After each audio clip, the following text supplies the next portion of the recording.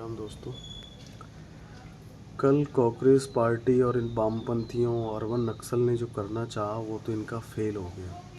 थोड़ा सा हमारी दिल्ली पुलिस भी इसमें इंटेलिजेंट फेलियर लगता है। जब इनके व्हाट्सएप ग्रुप पे ये सारी सामग्री दी जा रही थी कि संसद में घुस जाना है, मोदी जी को मार के आना है, क्योंकि ये इस तरह के भाषण इनके मंच से पहले भी चल रहे थे। तो संसद के करीब 70 मीटर तक ये पहुंच गए थे। अगर CISF और ये सब थोड़ा और वैसे दिल्ली पुलिस भी एक्टिव हुई नहीं होते तो कल क्या होता। संसद में घुस जाते, कुछ सांसद मारे जाते, बवाल हो जाता, देश में बदनामी होती, वर्ल्ड में, तो इन्हें सिंपैथी मिलती। लेकिन यह है कि महादेव की कृपा से इनका प्रोटेस्ट हर बार फेल हो जाता है।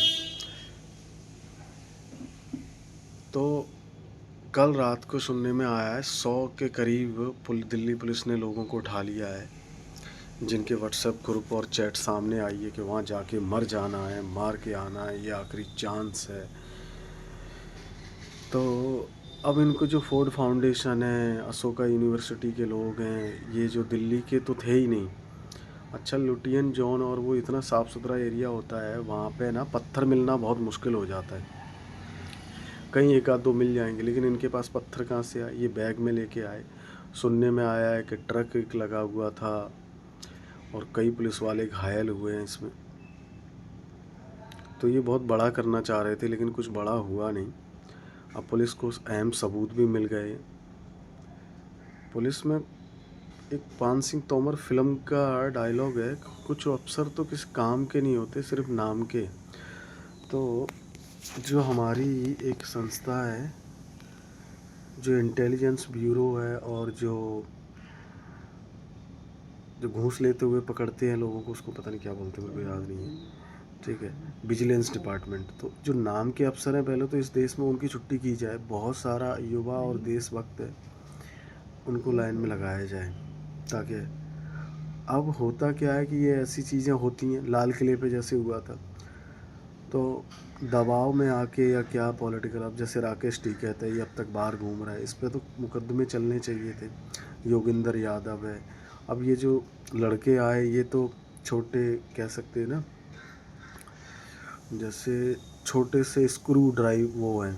मेन जो बॉडी है ना, कहते हैं ना कार के छोटे पार्ट हैं, ये मेन बॉडी आप देखोगे तो ये सारी पॉलिटिकल पार्टियां निकलेंगी कहीं ना कहीं से, केजरीवाल या जो भी है, कांग्रेस है, बॉस। तो इनका कुछ ऐसा सॉल्यूशन लगाया जाए, ऐसी पुट्टी की जाए, डॉक्टर फिक्सेल आता है ना, कि सीलन कभी बाहर ही ना आ पाए। और कमजोरी तो इनकी भी होगी। बाकी CIA और UK जो इनको फंड कर रहे हैं, उनका इलाज तो हमारी रॉ कर ही देगी। मोदी जी अगर थोड़ा खुली छूट और दे देंगे तो उन सब का इलाज वहीं का वहीं हो जाएगा। और ये दीपके, सोनम वांगचुक, ये जितने लोग ऑर्गेनाइज करते हैं ना ऐसे प्रोटेक्ट को, जैसे नोएडा में हुआ था, तो एक तो इनकी जो क्रियाकलाप है ना, वो पब्लिक में वीडियो बाद में सब सुनाया जाना चाहिए कि ये खुफिया रिपोर्ट दब के रह जाती तो लोग सोचते कि ये बहुत अच्छे लोग हैं, बकवास करते हैं TV चैनलों पे जा जाके। तो इनका असली चेहरा पब्लिक को दिखाओ, और इन पे परमानेंट सॉल्यूशन की ज़रूरत है।